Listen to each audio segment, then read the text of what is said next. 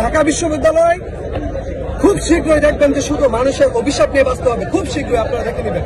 শুধু সমন্বয় হাসনাতকে, সমন্বয় সাজিদকে আপনারা চিনে রাখলে হবে না।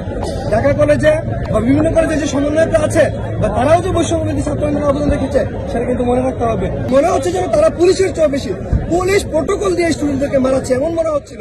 আমরা বলতে চাই আগামী 24 ঘন্টার মধ্যে আমাদের যে দাবিগুলো ছিল তার মধ্যে অন্যতম দাবি রাস্তাগুলো খুলে দিতে হবে। প্রত্যেকটা জনগণকে রাস্তা ব্যবহার করার রাইট আছে, সেই রাস্তা খুলে দিতে হবে। সর্বশেষ একটা কথা বলতে চাই, ইউজিসিকে তারা যেন সঠিকভাবে এবং অতি দ্রুত খামখেয়ালি না করে এই বিশ্ববিদ্যালয়টাকে গঠন করে এবং স্টুডেন্টদেরকে শিক্ষা পরিবেশে ফিরে যাওয়ার পরিবেশ করে দেয়। আপনাদেরকে একটা কথা বলতে চাই, বাংলাদেশে এবং ইন্টারন্যাশনাল র্যাঙ্কিংয়ে আপনারা দেখেছেন ঢাকা বিশ্ববিদ্যালয়ের অবস্থান কতটুকু। ঢাকা বিশ্ববিদ্যালয় খুব শীঘ্রই দেখবেন যে শুধু মানুষের অভিশাপ নিয়ে বাঁচতে হবে। খুব শীঘ্রই আপনারা দেখে নেবেন। ঢাকা বিশ্ববিদ্যালয় মানুষের অভিশাপের শিকার হবে।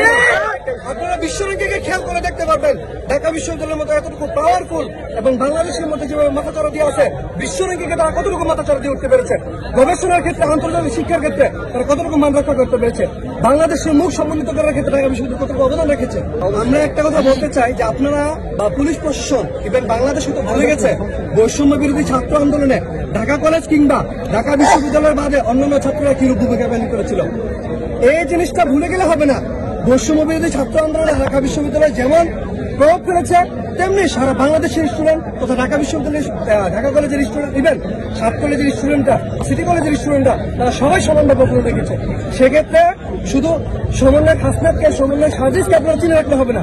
ঢাকা কলেজে বা বিভিন্ন কলেজে যে সমন্বয়টা আছে বা তারাও যে বৈষম্যবিরোধী ছাত্র আন্দোলনের অবদান রেখেছে সেটা কিন্তু মনে রাখতে হবে। আপনারা পুলিশ প্রশাসন ওরা কোথা থেকে এসেছে? ওরা কি ঢাকার ভিতরে ছিল না? বা ওরা কি নিউ মার্কেট থানার না? তাহলে ওরা সমন্বয় কাকিব ভাইকে কেন চিনতে পারেনি? চিনতে পারো কেন? না পারো গত রাতে এবং বেদরক পিটানোর কারণটা কি? স্টুডেন্টরা তাদের যুক্তির জামিনে বিক্ষোভ করেছে, আপনারা কেন এভাবে পিটাবেন? আর কাউকে তো পিটাবেন না। ঢাকা কলেজের কোন স্টুডেন্টকে, ঢাকা বিশ্ববিদ্যালয়ের কোন স্টুডেন্টকে এভাবে পিটাতে দেখেন নাই।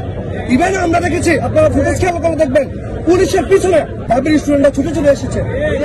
সেটা সারা বাংলাদেশ দেখেছে, আমরা দেখেছি, সর্বক্ষণ দেখেছি। মনে হচ্ছে যেন তারা পুলিশের চেয়ে বেশি, পুলিশ প্রোটোকল দিয়ে স্টুডেন্টদেরকে মারাচ্ছে এমন মনে হচ্ছিল।